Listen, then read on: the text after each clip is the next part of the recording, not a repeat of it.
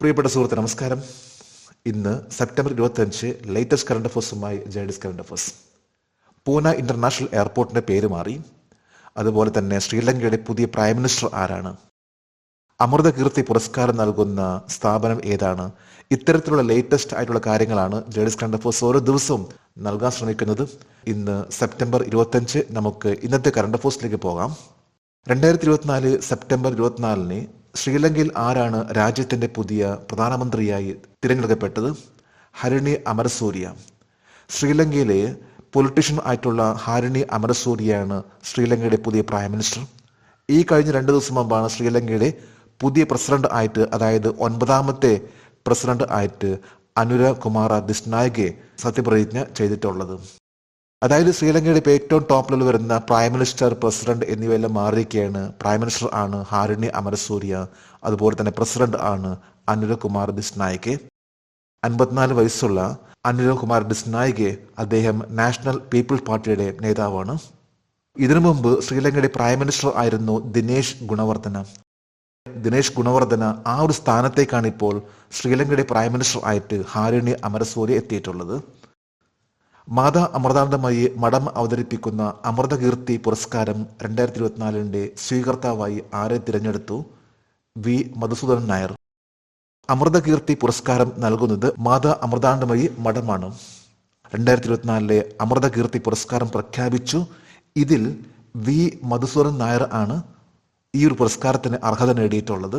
പ്രധാനമായിട്ടും ഈ പുരസ്കാരം നൽകുന്നത് ആത്മീയ അറിവുകൾ സംരക്ഷിക്കുന്നതിനും പങ്കുവെക്കുന്നതിനും സംഭാവന നൽകുന്ന വ്യക്തികൾക്കാണ് ഇത്തരത്തിലുള്ള അമൃതകീർത്തി അവാർഡ് പുരസ്കാരം നൽകി ആദരിക്കുന്നത്. 2 കാറ്റഗറിയിലുള്ള വ്യക്തികൾക്കാണ്. ഒന്നെന്ന് പറഞ്ഞാൽ സ്പിരിച്വൽ ടെക്സ്റ്റ്, ആത്മീയ പുസ്തകങ്ങൾ ഇതിൽ കൂടുതലായിട്ട് ആഴത്തിൽ ഇറങ്ങിയ വ്യക്തികളും, അതേപോലെ ദേശീയ സേവനത്തിനായി സമർപ്പിക്കുന്നവർക്ക് വേണ്ടിയുള്ള 2 കാറ്റഗറിയിലാണ് ഈ അവാർഡ് നൽകുന്നത്. വ്യോമയാന മന്ത്രാലയത്തിന്റെ അംഗീകാരം ലഭിച്ച ഇന്ത്യയിലെ പുതിയ എയർലൈൻ ഏതാണ്? ശംഖ് എയർ.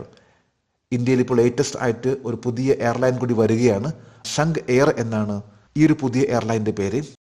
ശംഖ് ഏവിയേഷൻ പ്രൈവറ്റ് ലിമിറ്റഡിന്റെ പുതിയ എയർലൈൻ ആണ് ശംഖ് എയർ. ഇതിന്റെ പ്രവർത്തനം നടക്കാൻ പോകുന്നത് ഉത്തർപ്രദേശിലാണ്. ഉത്തർപ്രദേശിലെ നോയിഡ, ലക്നൗ ആസ്പദമായിട്ട് പ്രവർത്തിക്കാൻ പോകുന്ന ഒരു എയർലൈൻ ആണ് ശംഖ് air. Union civil aviation ministry ശംഖ് എയറിന് പുതിയ എയർലൈൻ ആയിട്ട് അപ്രൂവൽ നൽകിയിരിക്കുകയാണ്.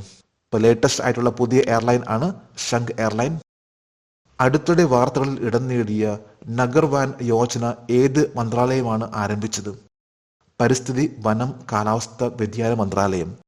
Ministry of environment, forest and climate change എന്നൊരു മിനിസ്ട്രിയാണ് നഗർ വൻ യോജന ലോഞ്ച് ചെയ്തിട്ടുള്ളത്. നഗരത്തെയാണ് ഹിന്ദിയിൽ നഗർ എന്ന് പറയുന്നത്, വൻ എന്ന് പറഞ്ഞാൽ വനങ്ങൾ. അപ്പൊ 100 വനങ്ങളാണ് 100 ദിവസം ടാർഗറ്റ് വെച്ചിട്ടുള്ള ഈ ഒരു സ്കീം. പ്രധാനമായിട്ടും പറയുമ്പോൾ നഗരങ്ങളെ ഗ്രീനറി ആക്കുക, പച്ചപ്പ് വരുത്തുക എന്നതാണ് ഇതുകൊണ്ട് ഉദ്ദേശിക്കുന്നത്.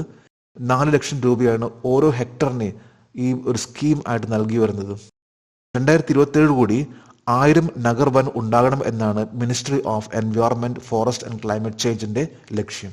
ജഗദ്ഗുരു സന്ത് തൂക്കാറാം മഹാരാജ് അന്താരാഷ്ട്ര വിമാനത്താവളം എന്ന പുനർനാമകരണം ചെയ്യപ്പെട്ട വിമാനത്താവളം പൂനെ ഇന്റർനാഷണൽ എയർപോർട്ട്. ഏറ്റവും ലേറ്റസ്റ്റ് ആയിട്ട് ഇപ്പോൾ സെപ്റ്റംബർ 24, അതായത് ഇന്നലെ, മഹാരാഷ്ട്രയിലെ ചീഫ് മിനിസ്റ്റർ ആയിട്ടുള്ള ഏക്നാഥ് ഷിൻഡെയുടെ അനൗൺസ്മെന്റ് ആണ്. അതായത് പൂന ഇന്റർനാഷണൽ എയർപോർട്ടിനെ ജഗദ്ഗുരു സന്ത് തൂക്കാറാം മഹാരാജ് അന്താരാഷ്ട്ര വിമാനത്താവളം ആയിട്ട് പ്രഖ്യാപിച്ച കാര്യം. ജഗദ്ഗുരു സന്ത് തൂക്കാറാം മഹാരാജ് അന്താരാഷ്ട്ര വിമാനത്താവളം. മഹാരാഷ്ട്രയുടെ ഇപ്പോഴത്തെ ചീഫ് മിനിസ്റ്റർ ആണ് ഏക്നാഥ് ഷിൻഡെ. 2024 സെപ്റ്റംബർ 23 ഫെഡറൽ ബാങ്കിന്റെ മാനേജിംഗ് ഡയറക്ടറും ചീഫ് എക്സിക്യൂട്ടീവ് ഓഫീസറും ആയി ചുമതലയേറ്റത് ആരാണ്? KVS മണിയൻ. ഫെഡറൽ ബാങ്കിന്റെ ഏറ്റവും ലേറ്റസ്റ്റ് ആയിട്ടുള്ള ഒരു നിയമനമാണ്. അതായത് സെപ്റ്റംബർ 23 ഫെഡറൽ ബാങ്കിന്റെ മാനേജിംഗ് ഡയറക്ടറും ചീഫ് എക്സിക്യൂട്ടീവ് ഓഫീസറും ആയിട്ട് KVS മണിയൻ ചുമതലയേറ്റെടുത്തു. ഇദ്ദേഹത്തിന്റെ അപ്പോയിന്റ്മെന്റ് എല്ലാം നേരത്തെ പ്രഖ്യാപിച്ചിരുന്നു. എന്നാൽ സെപ്റ്റംബർ 23 മുതലാണ് അദ്ദേഹം ഫെഡറൽ ബാങ്കിന്റെ മാനേജിംഗ് ഡയറക്ടറും ചീഫ് എക്സിക്യൂട്ടീവ് ഓഫീസർ ആയിട്ട് ചുമതല ഏറ്റെടുത്തിട്ടുള്ളത്. ഇന്നലെ സെപ്റ്റംബർ 24 ഇന്നലത്തെ കറണ്ട് അഫേഴ്സിലെ ഒരു ചോദ്യമായിരുന്നു, ഏത് ദിവസമാണ് അന്താരാഷ്ട്ര സമാധാന ദിനം വർഷം തോറും ആഘോഷിക്കുന്നത്? സെപ്റ്റംബർ 21. എല്ലാ വർഷവും യുണൈറ്റഡ് നേഷൻ ആഘോഷിക്കുന്ന ഒന്നാണ് അന്താരാഷ്ട്ര സമാധാന ദിനം, ഇന്റർനാഷണൽ ഡേ ഓഫ് പീസ്. ജേഡിസ് കറണ്ട് അഫേഴ്സിന്റെ ഇന്നലത്തെ ഈ ചോദ്യത്തിന് മറുപടി നൽകിയിട്ടുള്ള ഓരോരുത്തർക്കും ജേഡിസ് കറണ്ട് അഫേഴ്സിന്റെ ആശംസകൾ. നമുക്ക് ഇന്നത്തെ കറണ്ട് അഫേഴ്സ് ഒന്നുകൂടി റിവൈസ് ചെയ്യാം. 2024 സെപ്റ്റംബർ 24 ശ്രീലങ്കയിൽ ആരാണ് രാജ്യത്തിന്റെ പുതിയ പ്രധാനമന്ത്രിയായി തിരഞ്ഞെടുക്കപ്പെട്ടത്? ഹരണി അമരസൂര്യ. മാതാ അമൃതാനന്ദമയി മഠം അവതരിപ്പിക്കുന്ന അമൃതകീർത്തി പുരസ്കാരം 2024 സ്വീകർത്താവായി ആരെ തിരഞ്ഞെടുത്തു? വി മധുസൂദനൻ നായർ. വ്യോമയാന മന്ത്രാലയത്തിന്റെ അംഗീകാരം ലഭിച്ച ഇന്ത്യയിലെ പുതിയ എയർലൈൻ ഏതാണ്? ശംഖ് എയർ. അടുത്തിടെ വാർത്തകളിൽ ഇടം നേടിയ നഗർവാൻ യോജന ഏത് മന്ത്രാലയമാണ് ആരംഭിച്ചത്? പരിസ്ഥിതി, വനം, കാലാവസ്ഥ വ്യതിയാന മന്ത്രാലയം. ജഗദ്ഗുരു സന്ത് തൂക്കാറാം മഹാരാജ് അന്താരാഷ്ട്ര വിമാനത്താവളം എന്ന പുനർനാമകരണം ചെയ്യപ്പെട്ട വിമാനത്താവളം Pune international airport. 2024 September 23 federal ബാങ്കിന്റെ മാനേജിംഗ് ഡയറക്ടറും ചീഫ് എക്സിക്യൂട്ടീവ് ഓഫീസറും ആയി ചുമതലയേറ്റത് ആരാണ്? KVS മണിയൻ. ഇന്ന് സെപ്റ്റംബർ 25 ഇന്നത്തെ കറണ്ട് അഫേഴ്സിലെ ഒരു ചോദ്യമാണ്.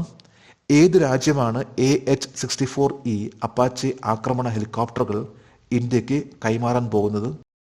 3 ഓപ്ഷൻസ് ആണ് നൽകിയിട്ടുള്ളത്.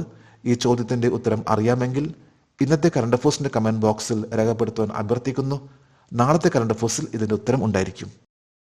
ഇപ്പോൾ ലേറ്റസ്റ്റ് ആയിട്ടുള്ള ഓരോ കാര്യങ്ങളാണ് ജേഡിസ് കറണ്ട് അഫേഴ്സ് ഓരോ ദിവസവും നൽകി വരുന്നത്. ജേഡിസ് കറണ്ട് അഫേഴ്സിന്റെ ഇന്നത്തെ ഈ വീഡിയോ കണ്ടിട്ട് ഇഷ്ടപ്പെടുകയാണെങ്കിൽ ഈ ചാനൽ സബ്സ്ക്രൈബ് ചെയ്യാനും ഷെയർ ചെയ്യാനും മറക്കരുത്. നമുക്ക് നാളെ വീണ്ടും പുതിയ കറണ്ട് അഫേഴ്സുമായിട്ട് കാണാം. Thank you very much.